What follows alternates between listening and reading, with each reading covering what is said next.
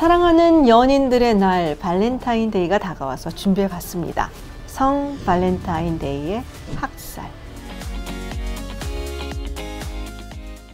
1929년 2월 14일 오전 10시 30분 시카고의 노스 클라크 스트릿에 2122번지의 차고가 하나 있었는데요. 그 차고에는 당시 조지 모란이 이끌고 있던 아일랜드계 갱단 멤버 7명이 있었습니다. 좋은 가격에 밀주 거래를 할 수 있다라는 소식에 비즈니스를 하기 위해서 모였던 건데요. 눈이 내리고 있었고 날도 흐렸기 때문에 안에는 전구 하나만 켜져 있었고 상당히 어두침침했었죠. 그런데 경찰차 한 대가 그 차고 앞을 지나다가 차고 앞에서 멈추는 거예요. 그리고 그 경찰차에서 경찰 제복을 입은 남성 2명이 내렸습니다. 차고 안으로 들어간 경찰 2명이 그곳에 있던 갱스터들에게 이야기를 합니다. 뒤로 돌아서 벽을 바라보고 서라. 갱스터 7명은 오늘 일진 정말 안 좋네 툴툴거리면서 뒤로 돌아서서 벽을 바라보고 섰습니다. 그런데 밖에서 세워진 경찰차에서 3명의 남성이 더 내리는 거예요. 그러더니 그 차고 안으로 들어갔습니다. 3명의 남성은 벽을 바라보고 있던 7명의 갱스터에게 총기를 난사하기 시작을 합니다. 끔찍하게 총이 난사되는 소리가 천둥처럼 울렸고 이 소리에 깜짝 놀란 이웃 주민이 창밖을 내다봤습니다. 그랬더니 경찰 2명이 웬 남성 3명을 체포해서 경찰차에 태우고 그리고 유유히 떠나는 거였어요. 놀란 주민이 내려가서 차고 안으로 들어갔습니다. 그랬더니 7명의 갱스터가 피투성이가 된 채 쓰러져 있었죠. 그 중에 6명은 이미 숨을 거뒀었고 그리고 간신히 숨이 붙어있는 한 명에게 물었습니다. 누가 이런 짓을 한 거예요? 그 갱스터가 이렇게 얘기를 했죠. Nobody. 아무도 우리에게 총을 쏘지 않았다. 모든 언론이 이 사건을 대대적으로 보도를 했고 그리고 성 발렌타인데이 학살이라는 이름으로 지금까지 내려오고 있습니다. 사망한 7명의 갱스터는 조지 벅스 모란이 이끌고 있던 아일랜드계 갱단의 멤버들이었고요. 그리고 이들을 살인한 사람들은 누군지 밝혀지지 않았습니다. 그렇지만 모두가 한 사람을 지목하고 있었죠. 알 카포네입니다. 알 카포네 하면 사실 우리가 마피아 하면은 떠오르는 정말 대명사죠. 알 카포네 말고도 굉장히 많은 마피아 보스들이 있었음에도 불구하고 우리가 보통 마피아 하면 딱 떠올리는 인물이 바로 이 알 카포네입니다. 과연 알 카포네는 어떤 인물일까요? 알 카포네는 이름이 말해주듯이 이탈리아계 이민자의 아들입니다. 1899년 뉴욕 브루클린에서 태어났어요. 그래서 학교를 졸업하지 못하고 그리고 어린 소년들의 갱단에 들어가서 정말 나쁜 짓은 다 하고 다녔는데요. 그리고 나중에는 뉴욕의 유명한 5포인트 갱단에 들어가서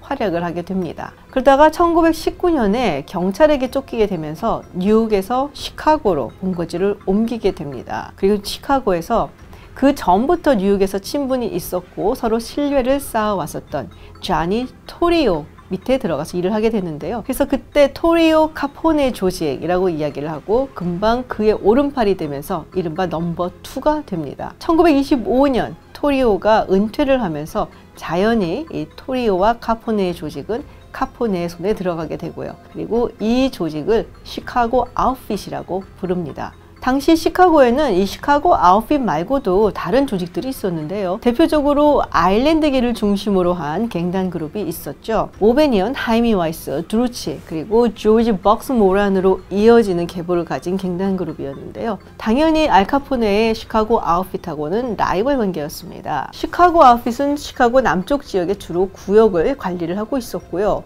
그래서 사우스 사이더라고도 불렸습니다. 반면에 이 아일랜드계 갱단은 시카고의 북쪽 지역을 구역으로 삼았었기 때문에 노스사이더라고 불렀었죠. 또 하나 다른 조직은 조셉 아이엘로가 이끌고 있는 이탈리아계 조직입니다.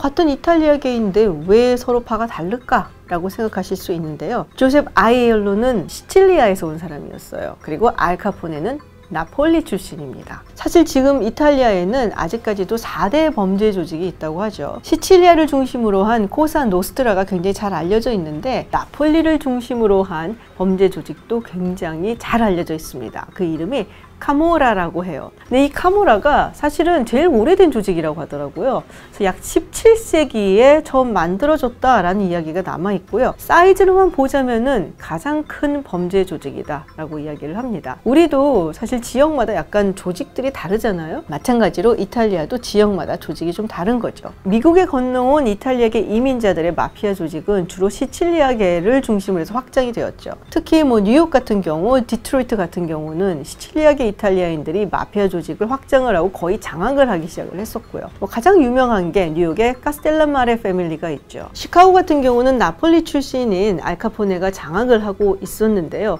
세력이 점점 확장되니까 이 아일랜드계 갱단 그리고 시칠리아계 갱단들이 서로 협력을 하게 됩니다. 또 아이윌로 같은 경우는 뉴욕의 카스텔라마레 패밀리하고도 상당히 끈끈한 관계를 유지하고 있었기 때문에 이 기회에 시카고를 시칠리아계 쪽으로 넘어오게 하자라는 생각을 하고 있었고요. 또 아일랜드계는 아일랜드계대로 이미 카포네 패밀리하고는 굉장히 안 좋은 사이였거든요. 둘이 연합을 해서 알카포네 조직을 무너뜨리자라는 생각을 하게 됩니다. 알카포네 입장에서도 만약에 이 둘이 계속 있다 보면 언젠가는 시카고 아웃핏이 공격을 당하고 자기도 죽을 것이다 라고 생각했기 때문에 사실상 둘 다 글쎄요, 피할 수 없는, 물러설 수 없는 전쟁을 치르게 되는 것이죠. 결국엔 살인과 살인이 거듭되면서 성 발렌타인데이 학살까지 이어지게 된 겁니다. 이 성 발렌타인데이 학살이 미제 사건으로 남아있어요.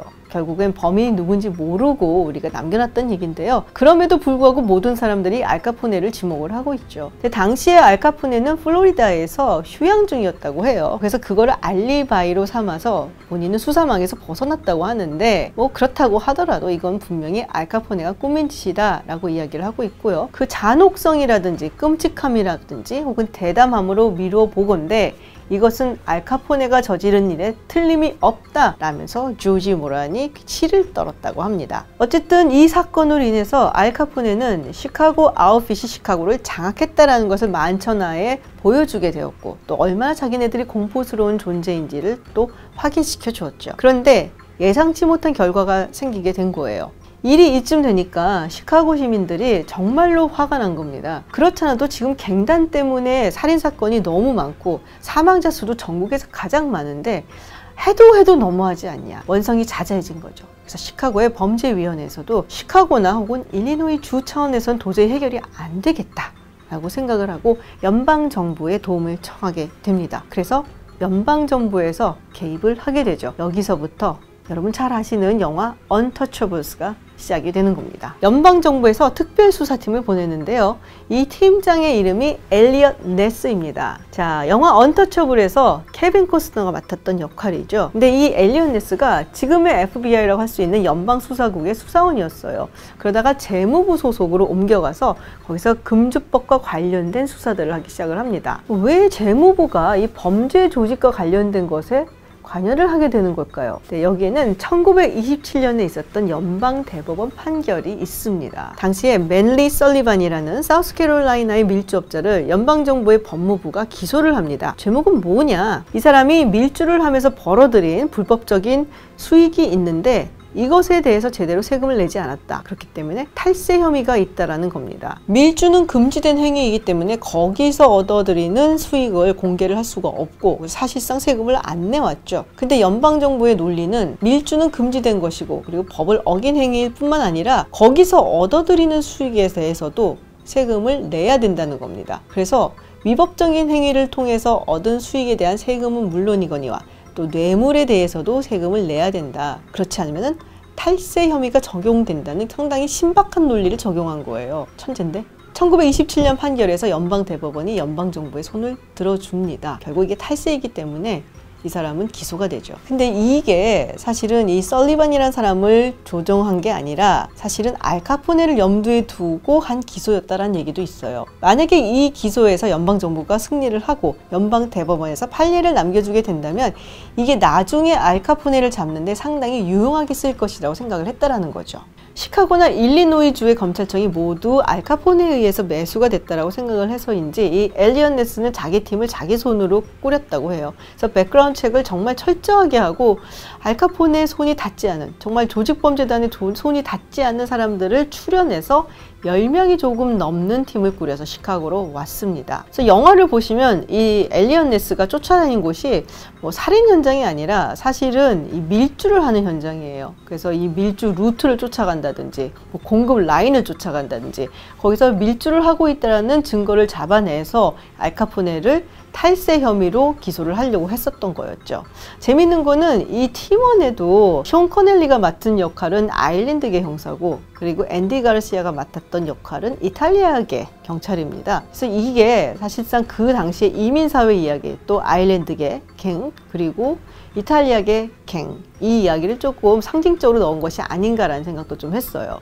결국 알카포네는 살인 혐의가 아니라 탈세 혐의로 기소가 됩니다. 그리고 무려 11년형을 받게 되죠. 사실 탈세 혐의 뭐 이것만으로 기소가 됐는데 뭐 11년형이 좀 과하다라는 얘기가 있었지만 결국은 잡아넣는 게 목적이었기 때문에 형은 좀 과하게 했고요. 그리고 여러분들 잘 아시는 알카트라즈에서 복역을 하게 됩니다. 11년형을 마치고 나온 후에 그렇게 오래 살지는 못했어요. 그래서 결국 매독으로 플로리다에서 사망하게 됩니다. 한 가지 흥미로운 사실은 결국에 이 알카포네를 감옥으로 보내게 된 1927년 대법원 판결을 준비한 사람이 당시에 법무부 차관이었는데요. 이름이 메이블 워커 윌리 브란트라는 여성입니다. 지금도 그렇지만 사실 그 당시에 여성이 법무부 차관 자리까지 올라간다는 건 정말 대단한 거였거든요. 제가 알기로는 아마 미국에서 2번째 여성이었다라고 알고 있는데요. 원래 이 윌리 브란트 차관은 금주법에 대해서는 반대했었다고 해요. 그런데 하필이면은 금주법을 관리하는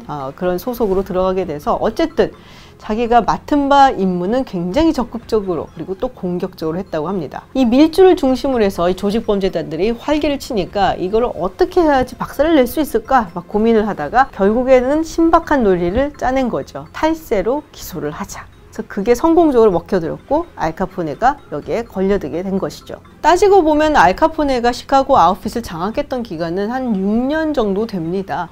많은 마피아 보스들이 그것보다 훨씬 더 오랜 기간 동안 보스 노릇을 하면서도 알카포네처럼 잘 알려지진 않았거든요. 아마도 그 뭐 잔인성이라든지 또 폭력성 뭐 이런 부분들이 좀 더 부각이 됐던 게 아닌가 싶고요. 실제로는 알카포네가 보스가 되었을 때에도 성격이 워낙에 다혈질이고 또 이성적이고 차분하고 냉정하게 판단하기보다는 굉장히 감정적이었기 때문에 오래 못 갈 거다 라고 생각했었던 사람들도 꽤 있었다고 해요. 물론 지나고 난 다음에 한 얘기니까 뭐 진짜로 그랬는지는 알 수가 없고요.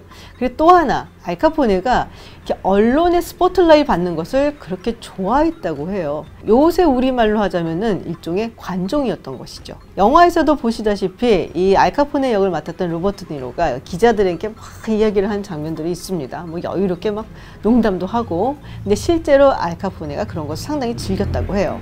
네, 오늘 발렌타인데이가 곧 다가와서 성 발렌타인데이 학살, 알카포네, 그리고 윌리 브란트 차관까지 이야기를 좀 나눠봤는데요.